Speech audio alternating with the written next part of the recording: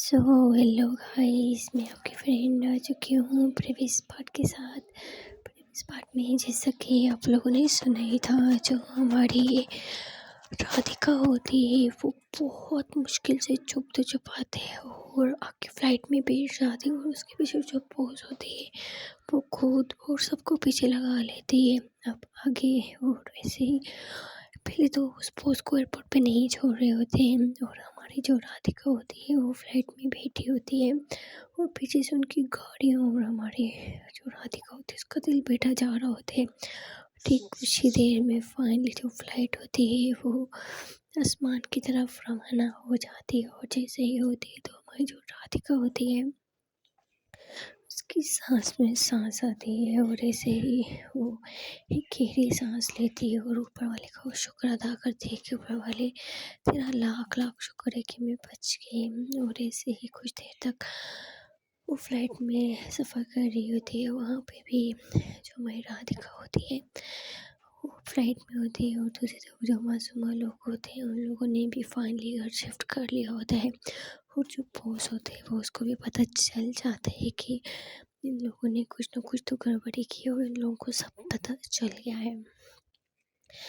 मासूमा जो होती है वो लोग फाइनली सब घर में शिफ्ट हो जाते हैं और जो बॉस होते हैं वो कुत्ते की तरह इन लोगों को ढूंढ रहा होता है, लेकिन उसको ये पता नहीं चल रहा होता कि वो कहाँ पे है। और हमारी जो मासूमा होती है वो बॉस के खिलाफ सारे प्रूफ इकट्ठे कर लेती है उसको जेल भेजने के लिए और साथ में उस डॉक्टर को भी। और ऐसे ही सारे प्रूफ अपने पास रखती है और जो बॉस होते हैं उसको हर जगह ढूंढ रहे होते हैं और पुलिस ऑफिसर उन लोगों के पीछे लगा दिए जाते हैं ये बोल के कि ये लोग इंडिया से यहाँ पे स्मगलिंग करने के लिए आए हैं और ये लोग चुप के बैठे होते हैं और जो बॉस होती है उसको तो कोई नहीं जानता होता है। हालांकि वो मतलब बॉस ऑफिस में गई होती है, बॉस ने सीसीटीवी कैमरा में उसको देखा होता है वो ऐसे ही घूम रही होती है कि पुलिस आती है और उसको पकड़ लेती है। और जैसे ही पुलिस स्टेशन लेके जाया जाता है तो साथ में बॉस भी आ जाते हैं और बॉस उससे पूछते हैं कि तू है कौन। फिर जो पुलिस वाले होते हैं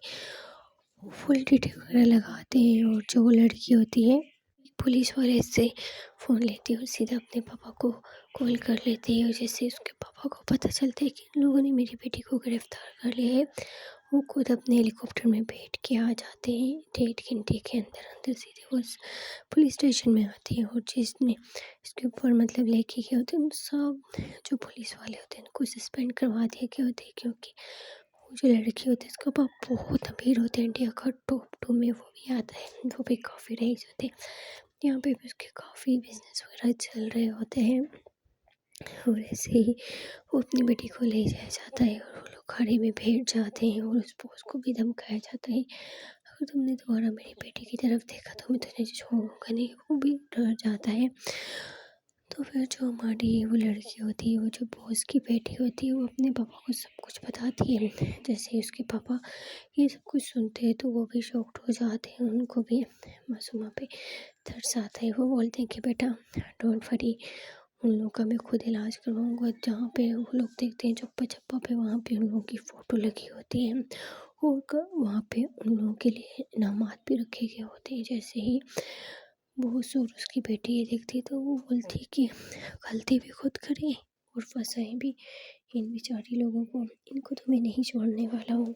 जो हमारी मासूम होती है फाइनली वो पहुँच जाती है। जैसे ही वो फ्लाइट से बाहर आ रही होती है बहुत सारे लोग वहाँ पे खड़े होते हैं और हमारी राधिका के लिए, राधिका जैसे ही उनके पे उन लोगों की नज़र पड़ती है राधिका की तरफ देखते तो राधिका जो होती है वो एक पुलिस वाले के पास जाती है और उसको बोलती है कि प्लीज़ मुझे आपकी हेल्प की ज़रूरत है, मेरे पीछे बहुत सारे गुंडे पड़े हैं। वो सामने देख के पुलिस वाला जो होते हैं वो इंडिया का होते हैं और वो बहुत ज़्यादा अच्छा होता है। वो बोलते हैं कि ठीक है, तुम टेंशन मत लो, तुम थोड़ा यहाँ पे ऑफिस में चलो, वहाँ पे तुम्हारे पास कोई नहीं आ पाएगा। वो फ़ोन लेती है और लेके हमारी मासूमा को कॉल करने लगती है और जैसे ही मासूमा को उसकी कॉल आती है, मतलब इन लोगों ने नंबर चेंज वगैरह किए होते हैं, तो कॉल करती है तो फिर हमारी मासूमा कॉल उठाती है और राधिका बोलती है कि मैं यहाँ पे आ चुकी है, लेकिन यहाँ पे इन लोगों ने बहुत सारे गुंडे भेजे, मैं क्या करूँ, मुझे कुछ समझ में नहीं आ रही जान, मैं क्या करूँ। वो बोलती कि सबसे पहले तो ये तुम टेंशन मत लो, तुम वहीं पे रहो, मैं कुछ इंतज़ामात करती हूँ, उन अंकल को बोल से बात करवाओ। फिर जो राधिका होती है वो अंकल से बात करवाती है और हमारी मासूमा बोलती है कि अंकल आप हमारे इंडिया के हैं, यहाँ के कुछ लोग हमें फँसाना चाहते हैं और प्लीज़ आप हो जो हमारी मदद कर सकते हो, उसके अलावा हमारा कोई ज़रिया नहीं है। प्लीज़ आपके घर में भी आपकी बेटी होंगी, प्लीज़ अंकल हमारी हेल्प कीजिए। फिर जो अंकल होते हैं बोलते हैं मेरी भी 5 बेटी हैं, डोंट वरी बेटा, मैं तुम लोगों की मदद करने के लिए रेडी हूँ। ये सुन के दोनों बहुत खुश हो जाते हैं। फिर जो अंकल होते हैं उसको अंदर लेके जाता है और उसकी जो लुक होती है वो फुली चेंज करवा देता है। उसको एक मास्क होता है जो फेस पे लगवाते हैं, बोलते हैं कि ये लगाओ। उसमें लगाने के लिए कम से कम 3 घंटे चाहिए होते हैं। फिर वो जो अंकल होते हैं वो खुद उसको वो वाला मास्क पहनाता है। हम लोगों ने वो सेफली तौर पर वहाँ पे रखा होता है कि जब कभी हमें इस तरह का कोई मसला आ जाए तो हम लोग ये काम कर पाएँ। वो उसको फाइनली 3 घंटे में मास्क वगैरह पहनाता है और उसको रिलैक्स करवाता है और उसके मुँह में च्युइंगम दे देता है और बोलता है कि अगर कोई तुमसे ज़्यादा बात करे तो तुम ज़्यादा च्युइंगम चबाना, ठीक है? और ज़्यादा बात नहीं करना तुम, ये तुम और डरना मत, नहीं तो उनको शक हो जाएगा क्योंकि तुम बिल्कुल पहचानी नहीं जा रही हो। उसको शीशा वगैरह दिखाते हैं और अंकल बोलते हैं कि सबसे पहले ये कि तुम आराम और सुकून से जाना, ठीक है ना? फिर उसको काफ़ी समझाते हैं। फिर जो हमारी राधिका होती है वो मतलब कॉन्फिडेंस अपने अंदर लेके आती है और लेके आने के बाद वो आगे जाती है और ऐसे ही जाने के बाद वो गुंडे मतलब सबकी चेकिंग वगैरह कर रही होती है और जैसे ही ये पहुँचती है तो कुछ गुंडा बोलते हैं कि तुम कौन है? फिर वो अपना लाइसेंस वगैरह सब कुछ दिखाती है और फिर उसको लेके जाया जाता है, लेकिन शक होते हैं, लेकिन फिर से उसका चक्कर मतलब ऐसे ही तलाशी वगैरह करते हैं, फिर उसको जाया जाता है। हमारी जो मासूमा होती है वो जो राधिका होती है वो बहुत सावधानी से वहाँ से निकलती है। काफ़ी डर भी रही होती है लेकिन उसकी सांस में सांस आते हुए वो वहाँ से निकलती है और निकलने के बाद वो सीधा एक कैब लेती है और कैब में बैठती है और फिर उसके बाद हमारी मासूमा को कॉल करती है और उसके बाद उसको व्हाट्सएप पे अपना फ़ोटो भेजती है कि मैंने ये सब कुछ किया हुआ है, तो मुझे बता कहाँ आना है। फिर जो मासूमा होती है उसको लोकेशन भेजती है और वो सीधा मतलब 3-4 कैब चेंज करती है। चेंज करते करते करते वो फाइनली उसके पास पहुंच जाती है। जैसे वो पहुंचती है तो हमारी जो राधिका होती है वो पहुंचती है तो दोनों की सांस में सांस आती है, दोनों एक दूसरे को हग कर लेती है और हमारी जो राधिका होती है वो रोने लग जाती है, बहुत रो रही होती है। मासूम उसको संभालती है, बोलती है कि जान डोंट वरी, तुम प्लीज़ इस तरह परेशान मत हो, जो होगा ठीक होगा, फाइनली देख लो तुम मेरे पास पहुंच आई हो।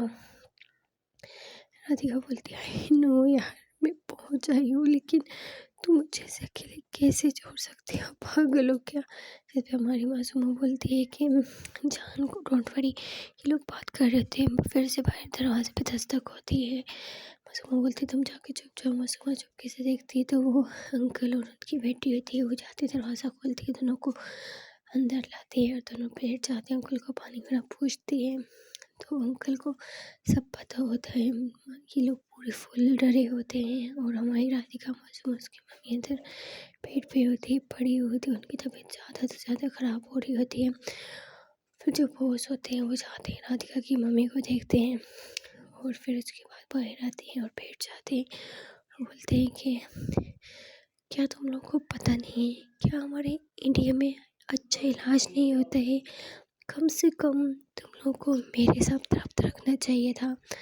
तुम्हें नहीं पता है इंडिया में इससे भी ज़्यादा अच्छे डॉक्टर है, बाहर के डॉक्टर आते हैं, यहाँ पे तो लोग सिर्फ पैसा लेते हैं। ये जो चाइनीज़ लोग होते हैं ना, ये सिर्फ और सिर्फ पैसा लेना जानते हैं, लोगों की जान नहीं। तुम लोगों ने बहुत बड़ी बेवकूफ़ी की, अभी तुम लोग को यहाँ पे रह पाना बहुत मुश्किल है।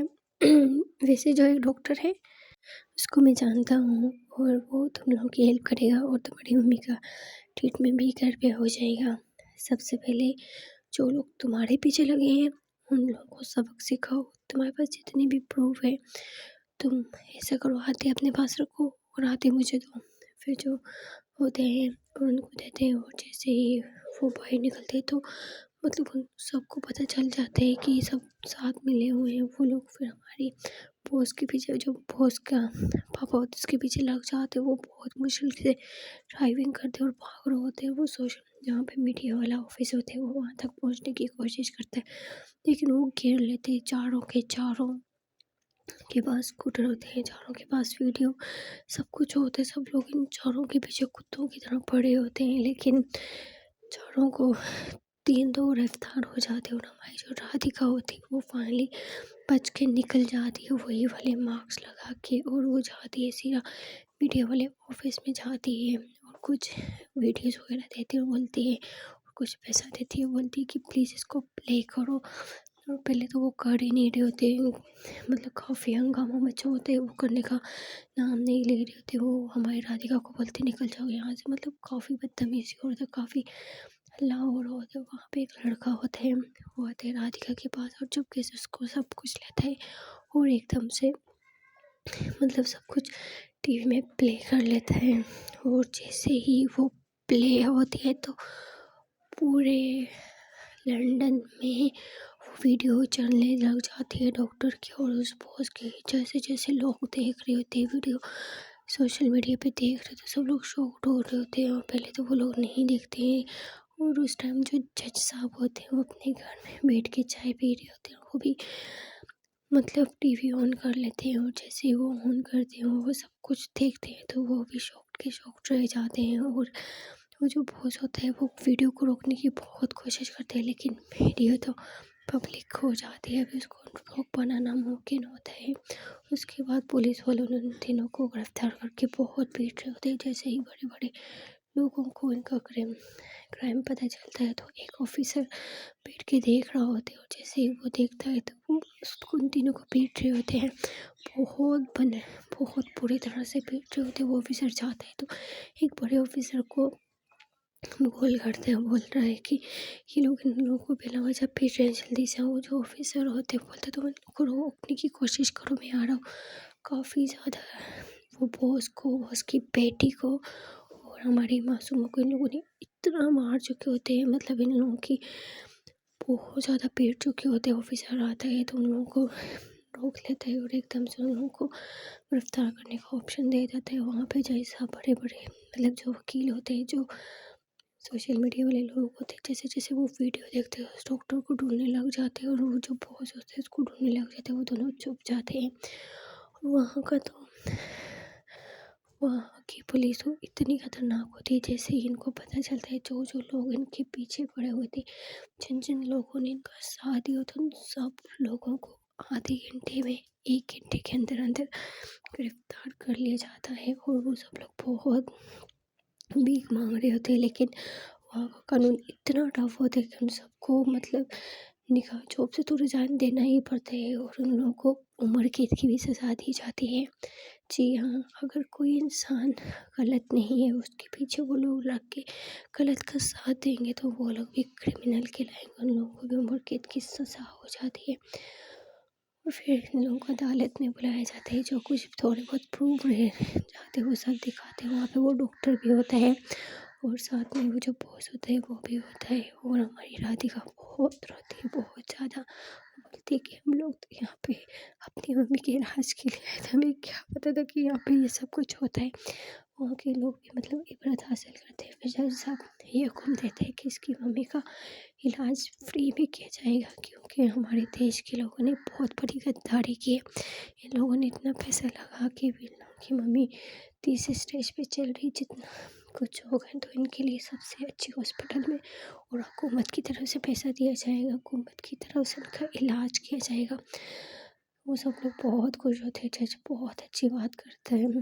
फिर राधिका जो होती है, राधिका मासूम जज साहब को थैंक यू करती है। और जब बॉस होती है, बॉस की बेटी होती है, वो दोनों बोलते हैं कि ठीक है यार, अभी हम लोग को चलना चाहिए, काफ़ी देर हो चुकी है, हम लोग फिर रहेंगे। लेकिन फिर बॉस जो होते हैं वो अपनी बेटी की तरफ देखते हैं, बोलते हैं कि बेटा चलें। उसकी बेटी खुश होती है, बोलते हैं हाँ पापा चलेंगे। लोग अपने हेलीकॉप्टर में बैठते हैं और सीधे इंडिया चले जाते हैं। यहाँ पे जो राधिका मासूम परी और हमारी नायाब होती है, वो मतलब घर में होती है, और राधिका की मम्मी होती है और राधिका के पापा होते हैं, ये लोग बैठे होते हैं। मतलब इन लोगों को काफ़ी चोटें चोटें भी लगी होती हैं, बड़ी जो होती है वो मासूमा की चोट पे मरहम लगाती है। राधिका जैसे ही मासूमा की ये हालत देखती है तो उसकी आंखों में आंसू आ जाते हैं। वो बोलती है कि यार मुझे पता है कि ये सब कुछ मेरी वजह से हुआ है, प्लीज़ यार मुझे माफ़ कर दो। जिस पे हमारी जो मासूमा होती है वो बोलती है पागल हो तू, कुछ भी नहीं होगा, मैं एकदम ठीक हूँ। उसका कर लेती है और ऐसे ही बेटे होते हैं तो हमारी जो राधिका होती है वो एक गहरी सांस लेती है और लेने के बाद वो मासूमा को बोलती है मुझे मम्मी पापा को बता देना चाहिए। उसके मम्मी पापा बोलते हैं कि क्या बता देना चाहिए। राधिका बोलती है पापा मैं ना, उसके पापा बोलते हैं हाँ बच्चे बोलो। पापा मैं मासूमा से बहुत ज़्यादा प्यार करती हूँ। उसके पापा बोलते हैं हाँ बेटा मुझे पता है तुम लोग फ्रेंड हो तो वो तुम्हारी बहुत हेल्प भी करती है, इस वजह से अच्छी बात है ना, तुम मुझसे प्यार करती हो। राधिका बोलती है पापा वो वाला नहीं, हम लोग एक दूसरे से कपल वाला प्यार करते हैं और मैं इससे शादी करने चाहती हूँ। जैसे ही हमारी मासूमा की मम्मी ये सुनती है तो वो हाइपर होने लग जाती है। बोलती है कि तेरा दिमाग खराब हो गया, तू पागल हो चुकी है, तू बोल क्या रही है। मतलब वो बहुत गुस्सा करने लग जाती है। राधिका के पापा अपनी वाइफ को बोलते हैं रुको तुम थोड़ा, मैं बात कर रहा हूँ ना, तुम ऐसे हाइपर मत हो।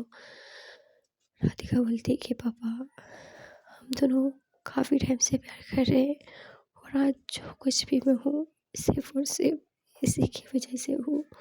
प्लीज़ पापा मैं इसके बिना नहीं रह सकती हूँ, प्लीज़ आप समझने की कोशिश करें।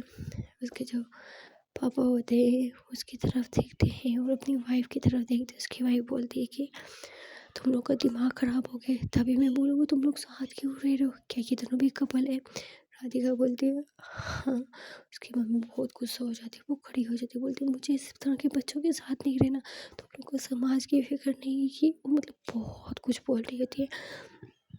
राधिका की मम्मी बोलते बोलते खड़ी हो जाती है। राधिका के पापा अपनी वाइफ को बिठाते हैं और बोलते हैं कि मेरी बात सुनो, देखो ऐसे जल्दबाजी से फैसला नहीं लिया जाता है, प्यार करना कुछ गलत बात नहीं है और मुझे पता चल गया था कि कुछ ना कुछ गड़बड़ है जबकि चारों लोग साथ रह रहे हैं।